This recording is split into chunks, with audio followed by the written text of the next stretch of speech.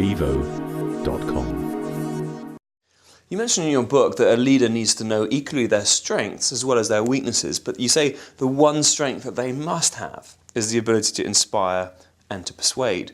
So, which then links into the inspirational leadership argument that you talk about. So, do you think inspirational leadership, is that something that can be acquired, or is it very much sort of inherent in somebody's personality? I don't know. I think the broad answer is it's got to be inherent in your personality, and because it comes in all different shapes and sizes. Some very shy men are wonderful leaders of people, and some very ebullient people. I mean, it's very difficult to pinpoint exactly what the individual characteristics are, but it's unmistakable when you see it. It's something about the ability of somebody to lock into somebody else. I tell you, it's something which I always believe is essential for people to do, is to do almost all interviewing yourselves. So the act of interviewing somebody, A, it's extraordinarily interesting. B, it establishes a loyalty between both parties. You know, I'm the entrepreneur, you're applying to join me. And we talk for 20 minutes, and there's an individual interlocking of loyalties, me to you.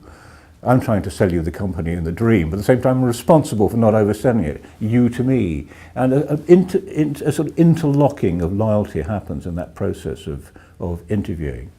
You needn't be friends necessarily, but you've got a loyalty going between you. I think that's extraordinarily important. So there's something in the fact, there's a technique of well, there's got to be a desire to interlock with the people working with you.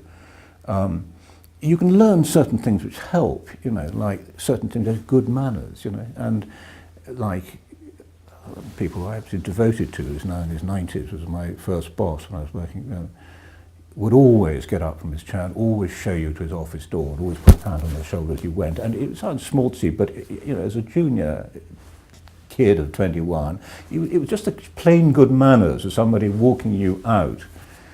Struck me. His ability to remember names is much better than mine. And thirdly, his ability, his technique of always writing personal notes to people all the time, handwritten personal notes, always saying something good, always saying something good. Always trying to, you know, I don't know if you're a father of children, anything else, anyone who's brought up children knows that, you know, the way you run a family is you always try to find good things to say rather than bad things to say, and you accentuate the good, and you try to let the child feel that you're much keener on the good points than the child on the bad. It's the same with dealing with people, that you need to, if you get a relationship going with your staff whereby you're always looking for good things to say to them about what they're doing, it establishes loyalty amazingly. But look at the range of personalities. I mean, you know, for all the entrepreneurs in this country and such different people. But you were mentioning Greg Dyke earlier. I mean, Greg Dyke is the most wonderful connector with staff. Make everybody feel that he or she is really important to Greg. You know?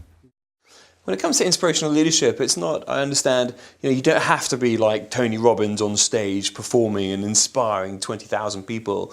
You know, people can do it in their own individual way. Is that right?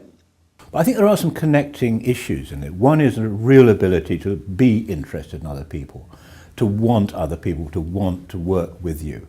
And I think that's a connecting line between all commercial good leadership, I think. And secondly, I think it's a good manners point is intensely important. A certain warmth, you know, and it's very important. Anita Roddick was also a very, very good leader of people. Partly with her, I mean, she was a muddled woman in many ways, but she had a wonderful sense of, not at all muddled in her business concept. And not at all muddled, absolutely dead simple, absolutely clear, very energetic. And her staff loved her and loved her brilliance. They loved her craziness too. bevo.com